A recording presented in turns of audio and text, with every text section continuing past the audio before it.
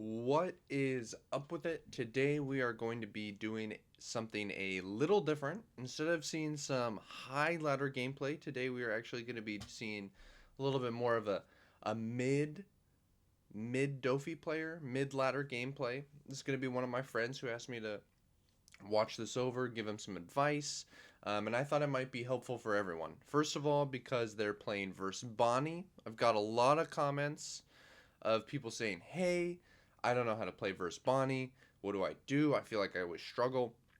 This will help us talk over some of that because I just cannot find a Bonney game on high ladder myself.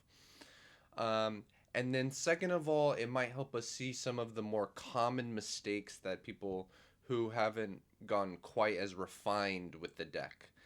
So I think it might be helpful to see that too. Not to say that high ladder players are always making the best plays, um, but maybe we'll see some of those easy mistakes that people make that we don't always get to see. Okay, so first of all, Dofi choosing to go second here, I believe that is wrong. You want to go first, um, just because um, you don't want them to have the odd curve where they get to play kid on 9. That's the main reason. That's the number one thing that Bonnie can do to really hurt you is the kid, and you don't want to let them play it on curve with the Cavendish into the kid. We kept this hand. I'm fine with it because we have the pudding, um, and we have the Sengoku and the buggy. So we had two starters and a bomb. It's not a hand I love, but it's not a hand I hate. It obviously got a lot better when we drew the Jinbei. Um, Once we pick up the teach, no, actually, I don't want to play teach this early in this matchup, so I'm happy with this. And the double one drops is actually pretty good because they have this standing Bonnie. My guess is a lot of Bonnie players in this situation are actually not going to activate this one drop. They're going to wait until later in the game once you have the double one drop on board threatening it. They don't want you to be able to swing into it for free. So this one drop from the Bonnie player might sit there for a long time. I'm not exactly sure what's going on. Why? Okay, Bonnie finally took his turn. Okay, so they did choose to rest it. This is probably wrong. Definitely wrong. There's no way you rest both of them. There's no. Please do not activate this. Please, no. We're not even considering it. We get a swing into both of those for free. There's no way. We shouldn't have even thought about it for that long. Just swing into the two little dudes first. He doesn't have any active Dawn. And then we'll just go ahead and play the creature off top. I think it was maybe a boa.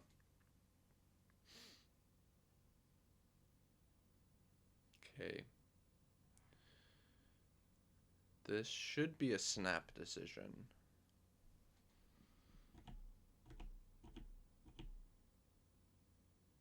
Okay, we should definitely be swinging at the bodies first because he has no active Dawn. If he has active Dawn, then sure we do this first, but I guess we technically get to attach a rested Dawn to Buggy. I guess that's fine. Oh no, you do not want to draw the Mihawk here because you're gonna want to play it off of Jinbei Boa. Um, I think that's a bit of a throw. Personally, I think we wanted to draw the Jozu. Um, we might get out of it, but oh, the punish. Yes, this is absolutely why you swing at the the one drops first. What are we doing with this last Dawn? We don't need a Perona on board right now, in my opinion. Wow. Um, okay. Never punished, I suppose. We don't even have. I guess we're gonna. Yeah, this is fine, I suppose. Feels pretty bad that he's gonna survive this turn with two one drops. Also, we're gonna be put in a position where he we want to swing leader first, but if we swing leader first, we're playing over all of our one drops. Um, so this just ended up being super awkward. Wow, he's just funneling them. He does not care.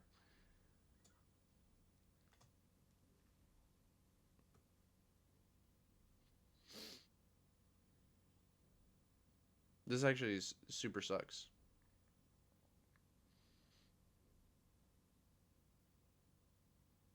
I think we made some small micro decisions that ended up really coming to bite us here. And now the Bonney has 8 cards in hand. It's okay. We kind of want them to have a lot of cards in hand so we can potentially putting them next turn. Here I would. It's tough. It's tough. We've kind of. We definitely are not playing over our 1 drops. Because we really need to swing over his 1 drop. So there's no way we're ever doing that. I guess we're just going like leader effect. Play the boa. Or like play the Jinbei, play the boa. They're going to rest our boa. We swing at all 3 1 drops. And then we have, this extra Dawn that I guess we're also using on 1 drops. No, man, no.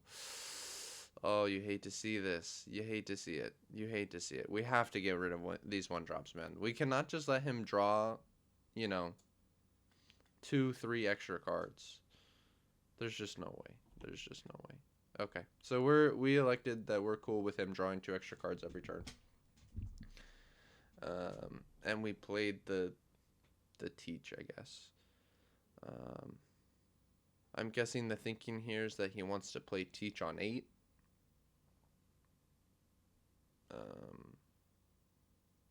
I personally like to hold my teaches for when they play kid. Because one of your best outs to the kid is you go teach, stack law, bounce the Rosinante, swing big. Effectively, you get to play the law that deals with the Rosinante for 1 Dawn, and then you can swing like 14 at the kid.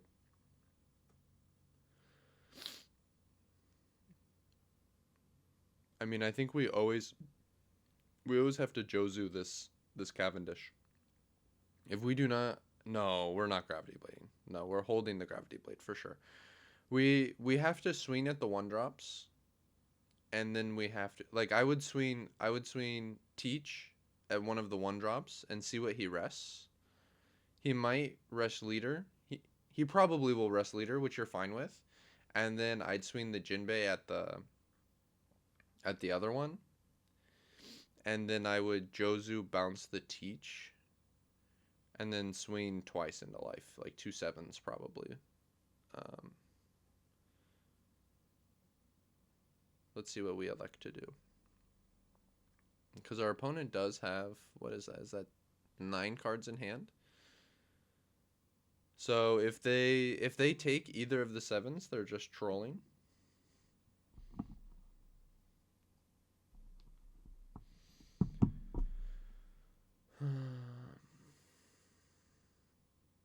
Okay, really in the think tank here. Okay, so what did we end up doing? We went. Oh my god. There's just no way. Your opponent is so happy to see you gravity blade a 1-drop there. He's fucking thrilled with it. Excuse my language. Excuse my language. Wow, that was. This is, I have to imagine we lose this game.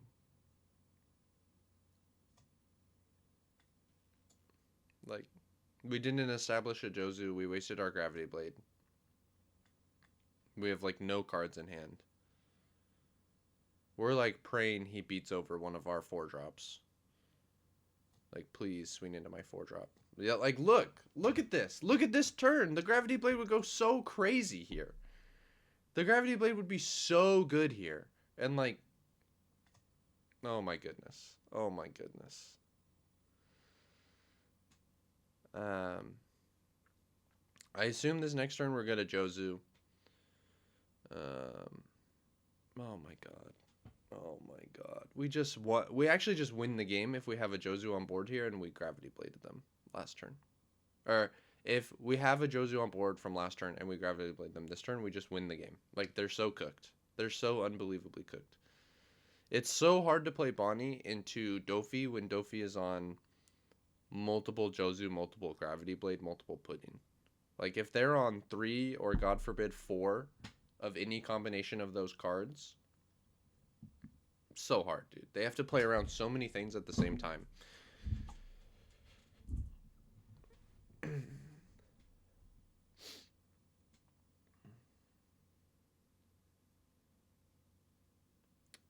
But we're in this position. Yeah, I'm cool with bouncing this boa. Yeah, I'm cool with that. Chose not to swing at all.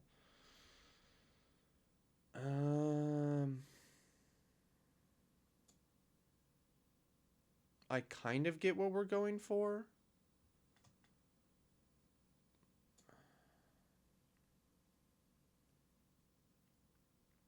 What, we don't need to. We're at 4 life. Like, we can take this. We don't need to go down to no cards in hand.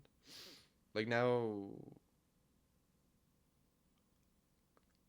And like, he was allowed to play this because we didn't swing last turn, right? Like, we could have had 3 extra swings.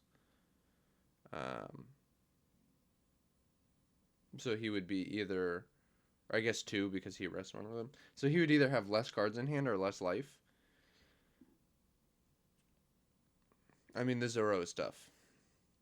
At this point, I think we just lose. We have no cards in hand. We're just going to blow up.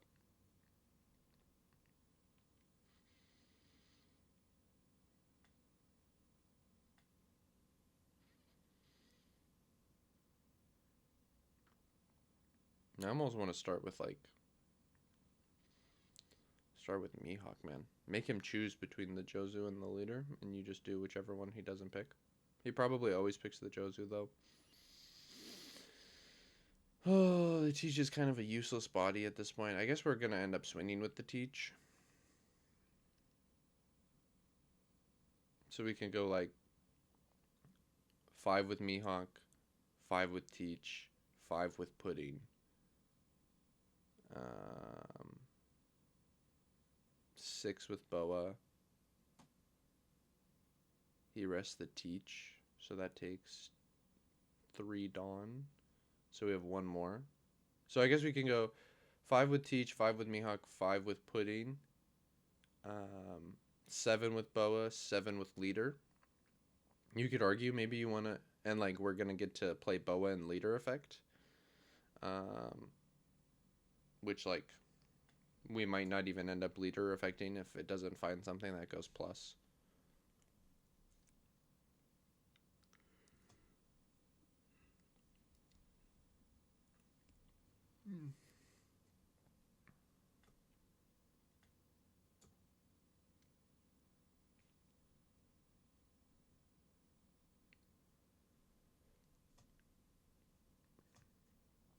I feel like Sengoku was actually maybe the only playable card out of those 1Ks, because the Sengoku could potentially find you a perfume next turn.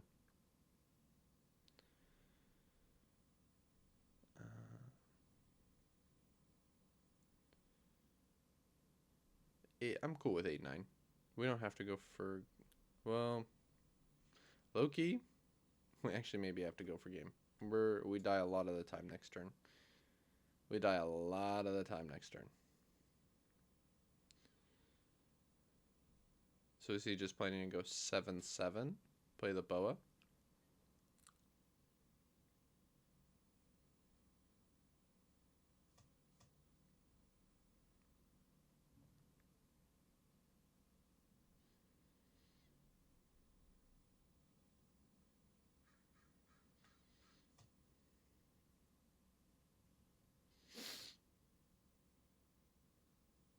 Finding the law here off the top could potentially be good.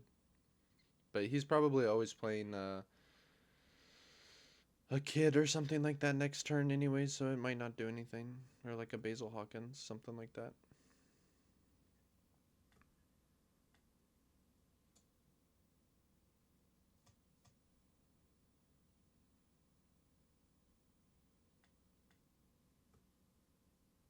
It's not unwinnable at this point, but it's very, very, very scary. He can easily swing over the Mihawk and the Boa. He can freeze the Jozu. And then like play a blocker. Sticky blocker like Basil Hawk. Oh wow. Or I guess he doesn't even have to freeze the Jozu. He can just swing into it because we only have one card in hand. There's really little risk.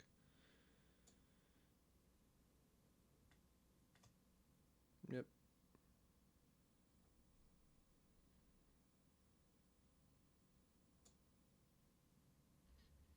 Got freeze the Mihawk. That's fine. I mean, we're never surviving next turn. We are never surviving next turn. We have to kill. So we should actually just take both. We should just take both. We might find something that helps us like Femur. Like Femur helps because it gives us an extra 2k. It gives us like a free 2 Dawn, right? So, oh look, and he's playing. Okay, this is winnable. This is he actually dies here.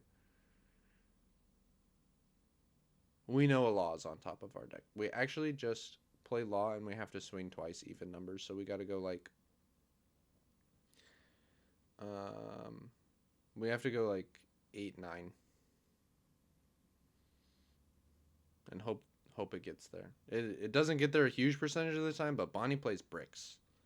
Bonney plays bricks. It gets there. Bro, we never survive next turn. We just have to go for it. Okay, he forgets that there's a law on top of his deck, but that's fine. Oh, we cannot swing 7. 7 is not the answer. 7 is not the answer. They're going to rest our Boa.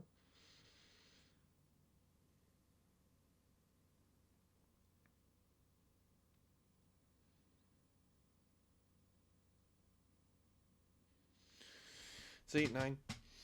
It's always 8 9.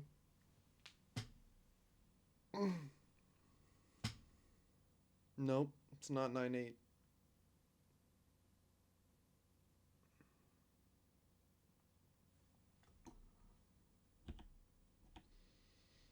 Okay, we got there.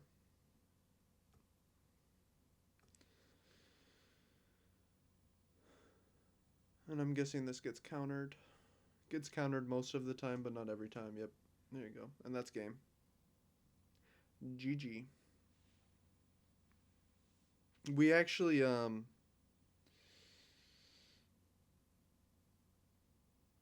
we needed the perfume. I would love to see if it's our last life. No, it's not. Okay. Well, hopefully people enjoyed watching that. That's a little bit insight into what I'm thinking about when I'm playing Doflamingo versus the Bonney, and maybe some things that some mistakes that people might be making versus Bonney. I think there were, at least 12 that we made that game that could have been cleaned up to really. This was a super winnable game in my opinion. But let me know if you guys like this sort of thing where we're going over a little bit lower level gameplay and talking about what we should be doing instead, what we should be looking for instead, or if you guys actually just want to see high rated, let me know. I appreciate you all so much for watching, and thank you. Have a great rest of your day.